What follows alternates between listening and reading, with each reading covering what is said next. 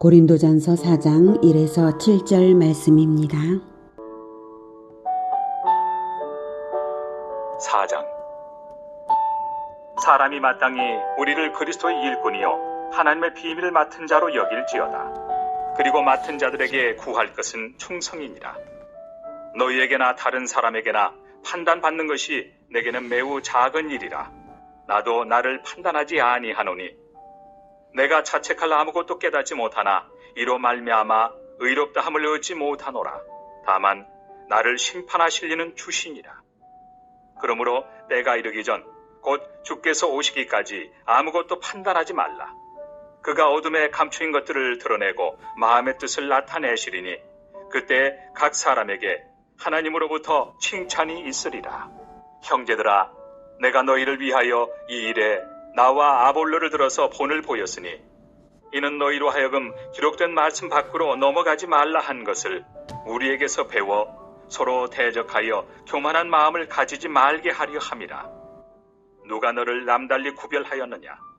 내게 있는 것 중에 받지 아니한 것이 무엇이냐? 내가 받았은즉 어찌하여 받지 아니한 것 같이 자랑하느냐? 사랑하는 형제 여러분, 11월 26일 금요일 저녁 목상에 오신 것을 환영합니다. 고린도전서는 고린도 교회에 보내는 바울의 목회 서신입니다. 개척자 바울이 에베소 교회를 목회할 때에 고린도 교회에 발생한 파벌 형성 등의 문제점들을 편지로 남아 지도하기 위해서 보낸 것입니다.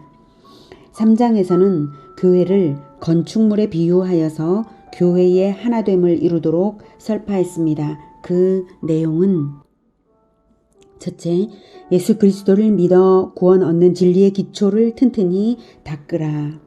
건축물의 기초가 가장 중요한 것처럼 이 기초를 튼튼히 닦으라. 두 번째, 모퉁이 돌이신 예수 그리스도를 본받는 공동체로 모퉁이 돌이신 예수님처럼 똑같은 산돌처럼 예수님만을 본받는 그러한 자들로 공동체를 세워가라. 셋째, 모든 것이 그리스도의 것으로서 하나님의 것이니 그리스도 외에 사람을 자랑하지 말라. 이것이고요. 파벌 형성의 문제는 교회 지도자를 대하는 관점에서 생긴 문제입니다. 그래서 지도자를 대하는 관점을 바로잡는 것이 오늘 본문입니다. 1, 2절. 사람이 마땅히 우리를 그리스도의 일꾼이요 하나님의 비밀을 맡은 자로 여길지어다. 그리고 맡은 자들에게 구할 것은 충성이니라. 네, 이 말씀은 지도자들을 존경하되 그리스도보다 높이지 못하게 하는 말씀입니다. 또한 지도자들에게는 겸손하게 하고 충성되게 하는 말씀입니다.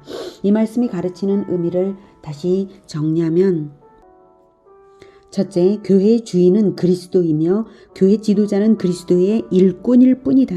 둘째, 교회 지도자가 맡은 것은 하나님의 비밀인데 그의 충성을 통해 이 교회 지도자의 충성을 통해 베풀어질 것이다. 이것입니다. 주인의 비밀을 맡은 종인데 주인에게 충성하지 않는다면 주인에 대한 반역이 되기 십상입니다. 종은 주인에게 반드시 충성해야 합니다. 교회 지도자가 그리스도께 충성하지 않을 때 나타나는 현상은 자기가 교회의 주인 노릇을 한다는 것입니다. 주객이 전도되는 것이고 반역이 일어난 것이나 다름없죠. 1절에 하나님의 비밀은 무엇인가 하면 단순하게 말하면 그리스도를 통한 구원이 바로 하나님의 비밀이고요. 그것이 비밀이라고 말할 만큼 무궁무진한 축복이 그것에 감추어져 있는 것이고 또 믿는 자들에게는 믿음의 크기만큼 열리는 것이죠. 교회 지도자들이 맡은 것이 너무나 놀랍고 대단한 것이지 않습니까? 그래서 하나님의 비밀이라고 하는 것인데요.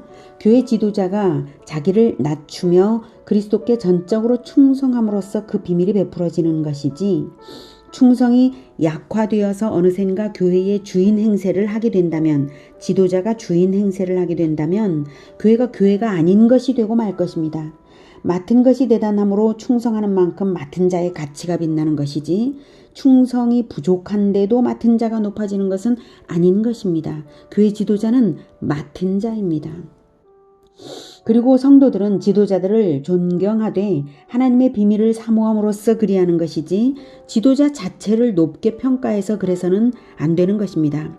나아가 바울은 지도자 자체를 평가하는 것 자체가 잘못이라고 말합니다. 지도자에 대한 평가를 금지합니다. 5절에 그러므로 때가 이르기 전 곧 주께서 오시기까지 아무것도 판단하지 말라. 6절 형제들아 내가 너희를 위하여 이 일에 나와 아볼로를 들어서 본을 보였으니 이는 너희로 하여금 기록된 말씀 밖으로 넘어가지 말라 한 것을 우리에게서 배워. 나와 아볼로가 너희에게 가르친 것은 하나님의 비밀이고 그 비밀을 가르치는 기록된 말씀 그 자체를 중시하여 각자가 말씀 밖으로 넘어가지 않도록 자기를 지키는 것이 중요한 것이지 바울을 평가하거나 아볼로를 평가하느라 그리스도 중심의 말씀 밖으로 넘어가는 일이 벌어져서는 안 된다는 것입니다. 지도자의 어떠함을 평가하다 보면 그리스도의 말씀 밖으로 나가버리는 일이 벌어지는 것입니다. 지도자를 평가하는 것 자체가 그리스도의 말씀 밖으로 나가버리는 일입니다. 사람을 자랑하지 말고 오직 그리스도를 자랑하는 마음으로 충만하시기를 축복합니다. 받은 말씀이 너무 귀해서 그 말씀을 높이는 인생들이 되시기를 축복합니다. 3절 너희에게나 다른 사람에게나 판단받는 것이 내게는 매우 작은 일이라 나도 나를 판단하지 아니하노니 내가 자책할 아무것도 깨닫지 못하나 이로 말미암아 의롭다함을 얻지 못하노라. 다만 나를 심판하실 이는 주시니라. 그러므로 때가 이르기 전 곧 주께서 오시기까지 아무것도 판단하지 말라. 그가 어둠에 감추인 것들을 드러내고 마음의 뜻을 나타내시리니 그때에 각 사람에게 하나님으로부터 칭찬이 있으리라. 형제들아 내가 너희를 위하여 이 일에 나와 아볼로를 들어서 본을 보였으니 이는 너희로 하여금 기록된 말씀 밖으로 넘어가지 말라 한 것을 우리에게서 배워 서로 대적하여 교만한 마음을 가지지 말게 하려 함이라. 그리스도의 말씀을 전적으로 높이는 사람은 그리스도의 말씀이 자기 성품으로 나타나도록 살게 됩니다. 그러나 교회 지도자를 높이는 사람은 어떻겠습니까? 교회 지도자가 설교는 잘하는데 성품은 부족할 경우에 사람을 높이는 자는 교회 지도자의 성품을 넘어서는 성품이 될 리가 없습니다. 말씀은 잊어버리고 사람만 기억을 하면 말씀이 자기 성품에 살아있지를 않은 것이죠. 하물며 사람에 대한 평가를 하느라 사람 중심으로 파벌까지 형성하여 서로 대적한다면 그것은 매우 교만한 짓입니다. 왜 교만인가 하면 심판주는 오직 하나님이시기 때문입니다. 최종 평가는 주님께서 재림하셔서 하실 것입니다. 그것을 왜 사람들이 이러니 저러니 사람들을 평가하냐는 것입니다. 그것은 심판권에 대한 월권을 하는 것이므로 교만입니다. 바울은 자기 자신에 대해서조차도 평가하지 않는다고 했습니다. 평가할 필요가 없는 이유는 첫째, 자책할 아무 잘못이 없이 충성만 했다 해도 그 충성 자체가 구원을 이루는 의롭다함을 받지 못하는 것입니다. 의가 되는 것은 아니므로 평가할 필요가 없습니다. 둘째, 마음의 동기까지 아시는 주님께서 최종적으로 상 주실 것을 바랄 때에 마음의 동기를 아시고 상의 평가가 반영이 될 것이므로 주님의 평가가 반영이 될 것이므로 마음의 동기를 늘 순결하게 지켜 충성할 것밖에 더는 없는 것입니다. 사람들한테 평가를 받는 게 무슨 상 받을 일에 반영이 되겠어요? 그럴 리가 없죠. 그러니까 지도자를 평가하는 것이 그 지도자를 위하는 것도 아니에요. 지도자가 사람들에게 좋은 평가를 받는다고 한들 그것이 그리스도께 받는 상에 반영이 되겠냐고요. 아닌 것입니다. 5절 다시 한번 보죠.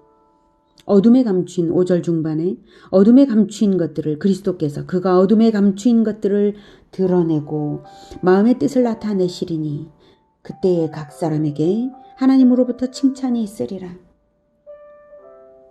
동기가 중요합니다. 순수한 동기로 오직 충성만 하는 지도자가 되어야 되는 것입니다. 남보다 더 사역을 잘한다 해도 그만큼 받은 능력이 있으니까 하는 것이지 받은 것이 없이도 될 리는 없지 않습니까? 7절 누가 너를 남달리 구별하였느냐? 네게 있는 것 중에 받지 아니한 것이 무엇이냐? 네가 받았은즉 어찌하여 받지 아니한 것 같이 자랑하느냐? 받은 것으로 하는 것이지 무에서 유를 창조해서 일하는 자는 아무도 없습니다. 받은 은혜가 있어서 전하는 것이지 은혜를 받지 않은 상태에서 자기가 구원을 이룬 자는 아무도 없습니다. 그러므로 자랑할 것이 아무것도 없는 것입니다. 그저 충성할 것밖에는 더는 없는 것입니다. 지도자는 바로 그런 충성된 마음, 전적으로 주님의 것으로 주님의 은혜로 사역할 뿐임을 깊이 인식하며 그저 충성만 해야 하는 것입니다. 그리고 성도들은 오직 하나님의 비밀을 높여서 그리스도의 말씀이 자기의 성품과 인생으로 나타나도록 살아야 할 일이지 사람을 자랑해서는 안 되는 것입니다. 지도자를 존경은 하되 하나님의 비밀을 높임으로 존경하는 것이지 사람을 평가하고 자랑하는 오류에 빠져서는 안 되는 것입니다. 오늘 가르침을 다시 정리하면 첫째, 교회의 주인은 그리스도이며 지도자는 그의 일꾼일 뿐이다. 둘째, 지도자가 맡은 것은 하나님의 비밀인데 지도자의 충성을 통해 베풀어진다. 셋째, 성도는 오직 그리스도의 말씀을 높이고 지도자는 마음의 동기를 순결하게 하라. 넷째, 지도자에 대한 평가는 주님의 심판권에 속한다. 이것입니다. 교회 지도자는 마음의 동기를 순결하게 하여 오직 그리스도께 충성하며 성도는 지도자에 대한 평가를 하지 않고 그리스도의 말씀만을 높여 따르는 성숙한 교회가 되기를 축복합니다. 기도하겠습니다. 하나님, 사람들에게 평가받는 것을 중시했던 그런 마음을 회개합니다. 사람들에게 평가받는 것을 중시하는 만큼 주님께 대한 평가를, 주님의 평가를 경홀히 여긴 것을 회개합니다. 또한 오직 그리스도의 말씀만을 높여야 할 것을 오늘 깨닫게 하시니 감사합니다. 하나님, 우리 모든 사람들이 마음의 동기가 오직 순결하게 예수 그리스도만을 주인으로 높이며 예수 그리스도의 말씀을 높여서 그 말씀이 살아있도록 인생을 살아가게 주님 도와주시옵소서. 우리 마음의 중심을 붙잡아 주시고 순결한 마음 되게 하여 주시며 오직 충성 그리고 오직 그리스도의 말씀 중심으로 살아가도록 붙잡아 주셔서 참으로 아름다운 교회, 하나 되는 교회, 그리스도를 닮은 예수 제자가 되게 도와주시옵소서. 예수님의 이름으로 기도드립니다. 아멘. 이어지는 시간은 개인 기도 시간입니다.